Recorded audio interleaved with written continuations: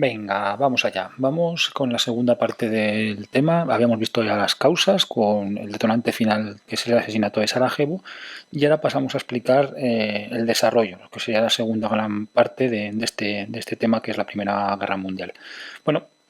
vamos a empezar con los bandos. Si recordáis, antes de la guerra se había ya llevado una serie de alianzas, y esas alianzas eran, por un lado, la Triple Alianza, que la formaban Austria-Hungría, Alemania e Italia, y por otro lado la Triple Entente, que en un primer momento pues, la formaban Inglaterra, Francia y Rusia.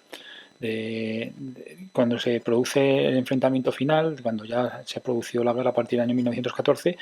cambia la denominación y cambiarán también los protagonistas. La llamada Triple Alianza a partir de ese momento se va a conocer con el nombre de Potencias Centrales,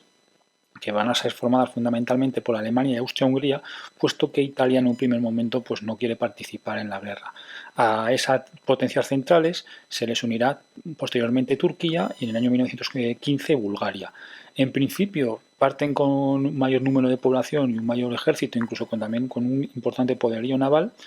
pero tienen los territorios muy dispersos a la hora de hacer la defensa.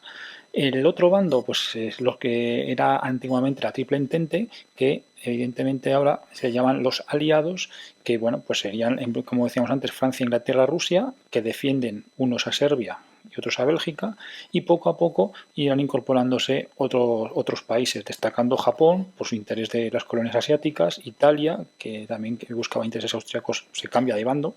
y luego Rumanía, Portugal, Grecia y, muy importante, la presencia de Estados Unidos a partir de 1917.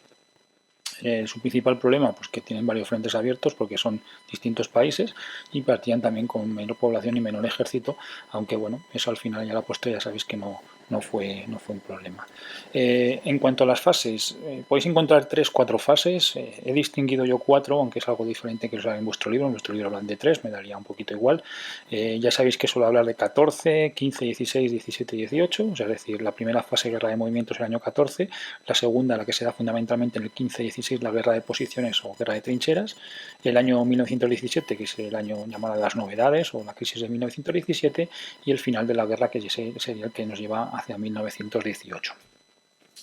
Bueno, la primera de todas es la guerra de movimientos, como veis allí, que es la que planteaba esa guerra rápida. Si recordáis, una de las características que se citan para la Primera Guerra Mundial es que todos pensaban que iba a ser una guerra rápida, pero la situación es bien diferente. Los alemanes tenían su plan, el plan Schlieffen, que era hacer una defensa, o sea, un ataque envolvente a Francia, atacando Bélgica y cogiéndolo por la retaguardia, puesto que los franceses tenían el famoso plan 17 con 4 ejércitos en la zona de Alsacia-Lorena y otro dejando la zona de Bélgica.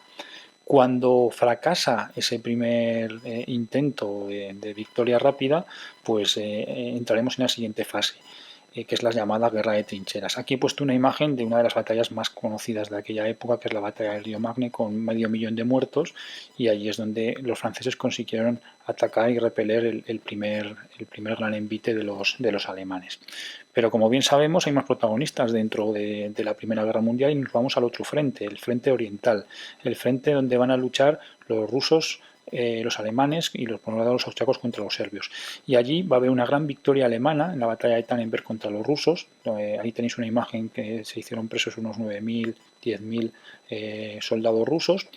Y por contra, la cruz para el bando de las potencias centrales será la derrota de Austria en territorio serbio, que se ve obligado a abandonar ese espacio. Bueno, como decimos, esto sería un poco la primera parte, que nos incorpora el año 14, simplificando mucho, ya decimos el año 14 simplemente.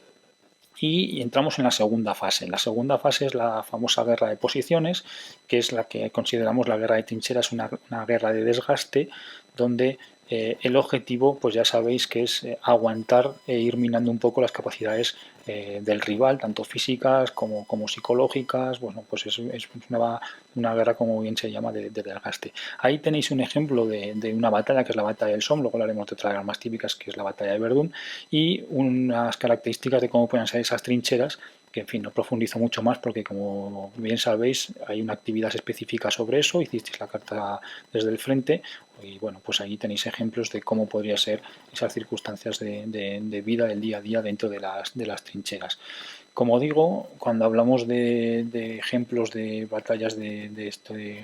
esta época, pues es la batalla de Verdún. Ahí tenéis un mapa sobre esa famosa batalla y varias imágenes que no corresponden directamente, pero que nos permite entender cómo serían esas trincheras llenas de barro, con ratas, mala alimentación, pues con gente muerta por todos los lados, bueno, unas condiciones muy complicadas que, bueno, pues que hizo que el impacto psicológico fuera muy grande. Para entender también esta guerra hay que ver que al luchar de forma diferente, ya no vamos en luchas en campo abierto, sino que hay una situación de ocupación de un espacio, para poder atacar al enemigo pues tienen que cambiar también las armas. Y aquí vemos como hay una evolución enorme de la industria armamentística, la veis aquí, desde los ataques aéreos a través de la aviación, el Zeppelin, ataques directos a través de blindados, y luego, pues para salvar esa distancia que había entre las trincheras, el obús y armas químicas para hacer que el enemigo saliese y una vez que salía con esas armas químicas poder matarlos de forma masiva gracias a las ametralladoras o gracias a los lanzallamas. Y bueno, destacamos también los submarinos, sobre todo los submarinos alemanes. Pero aquí lo que estamos viendo es como hay un cambio muy característico con respecto a lo que habíamos entendido de la guerra en los siglos anteriores, especialmente pues en las épocas medievales, por ejemplo. Bueno, como siempre, hago un aporte de más contenido que os puede servir para conocer mejor esta época. He puesto una serie de películas, algunas más antiguas, como es el caso de Senderos de Gloria, una del año 2004, si no recuerdo mal, El Largo Domingo de Noviazgo, y una muy reciente, 1917, una película bueno, pues que es muy efectista, pero que también nos permite ver un poco cómo puede ser esa vida en las batallas. Y como siempre también hago mi aporte del mundo del cómic, son varios los cómics que podemos utilizar para conocer esta época, pero me voy a quedar con el de Puta Guerra, un nombre como veis aquí muy característico que nos puede servir claramente para entender cómo fue esas batallas de la guerra de posiciones. Bueno, en esta época, que serían los años 15 y 16 fundamentalmente, no solo hay la lucha dentro de las trincheras, sino que va a haber otros escenarios y va a haber otros lugares de lucha. Por un lado, destacará la batalla naval. La única gran batalla naval que vamos a encontrar aquí, que se enfrenta a Gran Bretaña y Alemania, es la batalla de Jutlandia. Veis allí que se da en la zona más o menos del Mar del Norte y fue una derrota para Alemania, que a partir de ahí estableció un bloqueo naval que fue también bastante duro para las Islas Británicas. La otra imagen hace referencia a otros escenarios que también se dan dentro del Frente Oriental fundamentalmente. Hay un intento de ayuda a Rusia para abrir un corredor para intentar también apoyar a los rusos en su lucha contra Alemania, no se consigue y eso supone pues una derrota muy dura para las tropas rusas que se calcula que pudieron perder en torno a 2 millones de soldados solo en esta época. Y con la incorporación de nuevos protagonistas también a las batallas, pues al entrar Turquía también va a trasladarse una lucha hacia sus escenarios y va a haber una guerra en ese espacio, bueno, en los territorios de Mesopotamia y en Palestina, y establecemos ya que ya no solo es una guerra europea, como estamos viendo, empezamos a ver otros escenarios fuera de Europa que también nos permite hablar de esta guerra mundial. Siguiendo en esta línea, destacamos de forma muy importante la lucha por el Mediterráneo y más concretamente la campaña de Galípoli, también conocida como la campaña de Dardanelos o batalla de Galípoli, donde en esa zona del Imperio Otomano, en Turquía, entre 1915 y 1916, hay una operación entre británicos y franceses con el objetivo de conquistar Constantinopla y así conseguir ese apoyo a Rusia que hemos comentado antes. El intento fracasa, es verdad que con bajas por ambos lados, y de alguna manera se considera la mayor victoria de los turcos y el gran fracaso de los aliados en este periodo. Y por último, también citar que va a haber enfrentamientos en las colonias, y ahí es donde hemos visto antes el protagonismo de Japón, que quiere ampliar su espacio de control sobre Asia y va a intentar disputarle colonias, pues por ejemplo, a los alemanes que teníamos aquí. Bueno, entramos en la tercera fase, el año del cambio, el 1917, el año decisivo. ¿Y por qué es tan importante? Pues por dos acontecimientos fundamentales. Por un lado, se inicia la revolución en Rusia, la revolución de octubre de 1917, y como no pueden hacer frente a ambos acontecimientos, a ambos fenómenos, Rusia decide abandonar la guerra y tiene que firmar un tratado que supone pues, una pérdida muy importante de territorios y abandona Ucrania, Polonia, Finlandia, Estonia, Letonia, Lituania, Bielorrusia. Va a ceder también un territorio a Besarabia, que va para Rumanía, Armenia que se queda para Turquía, Y en ese momento lo que parecía el final de los aliados, porque se perdía a una de los ejércitos más potentes y Alemania podía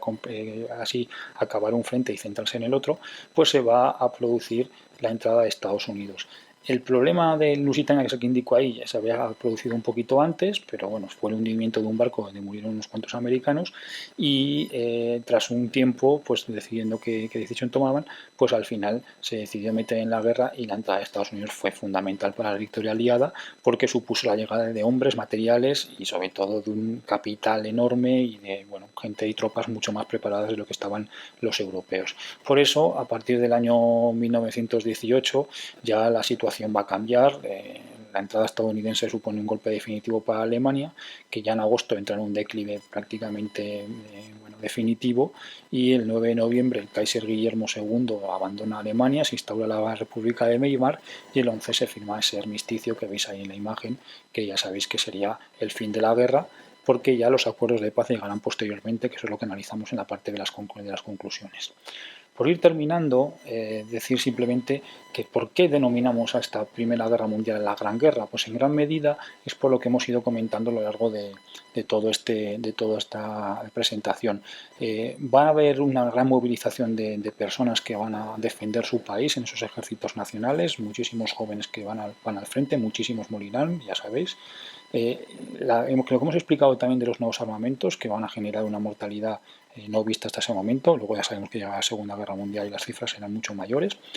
Va a haber también una implicación de la retaguardia, lo que aquí llamamos la Unión Sagrada, va a haber una implicación a todos los niveles, en esa implicación muy importante también la presencia femenina, que a partir de este momento empieza a ocupar puestos que ocupaban tradicionalmente los hombres, y empiezan a tomar una serie de ventajas que ya hemos explicado en clase y que veremos. Y bueno, pues por terminar un poco esa orientación que se va a llevar, la agricultura se destruye, la industria se orienta mucho a la armamentística y a la guerra, y eso generará un déficit que posteriormente supondrá pues, los años de la posguerra que serán bastante duros. Y terminando, las técnicas de propaganda, pues esa idea de la Unión Sagrada, como decíamos antes, de acallar las disidencias y de la unión nacional frente al enemigo. Es decir, estamos en un escenario de guerra no comparable a nada de lo que habíamos visto hasta este momento. Bueno, visión rápida, no tanto como me ha gustado, me he pasado un poquito siempre de los 10 minutos, pero en fin, espero que se haya entendido bien. Gracias.